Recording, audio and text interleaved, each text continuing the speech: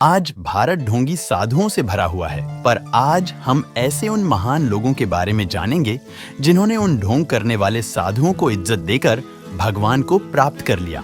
आइए जानते हैं इस छोटी सी वीडियो में कि हम कैसे भगवान को आसानी से प्राप्त कर सकते हैं। किसी एक जिले में एक राजा रहता था। उसे कुष्ठ हो गया था। उसे वैद्यों ने कहा कि हंसों को मारकर उनके शरीर से बनाई हुई औषधि से ही आपके देह का कुष्ठ ठीक हो सकता है। राजा के आज्ञानुसार 4 बधिक हंसों को लाने मानसरोवर पर गए, परंतु हंस इन्हें देखकर ही उड़ जाते थे। बधिकों ने देखा कि कोई साधु संत जब उनकी ओर जाते हैं तब वे उनसे डरते नहीं हैं। इस रहस्य को जानकर चारों बधिक वैष्णव वेश बनाकर मानसरोवर पर गए। हंसों ने इन्हें वैष्णव वेश में देखकर भी यह जान लिया कि ये बधिक ही हैं। उनसे यह साफ पता चल रहा था कि उनका वेश बनावटी है। फिर भी उनके साधु वेश का सम्मान करते हुए उन्होंने अपने को बंधवा लिया। बधिक हंसों को लेकर राजा के पास आए। हंसों की संत वेश निष्ठा देखकर भगवान स्वयं वैद्य का स्वरूप धारण करके उसी राजा के नगर गए। वहां जाकर यह घोषणा की कि मैं कुष्ठ आदि सभी असाध्य रोगों की सफल चिकित्सा करता हूँ।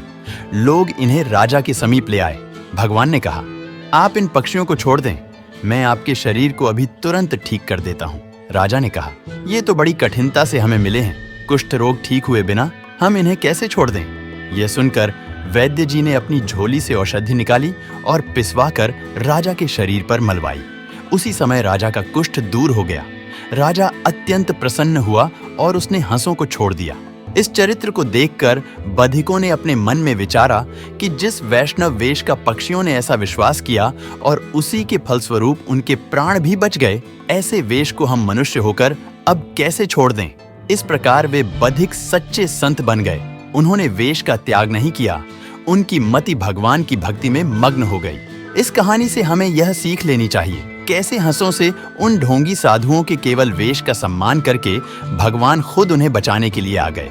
वैसे ही हमें अगर कोई ऐसे संत मिलते हैं तो भी हमें उनका आदर जरूर करना चाहिए। आपका धन्यवाद साथ बने रहने के लिए। मिलते हैं अगली वीडियो में।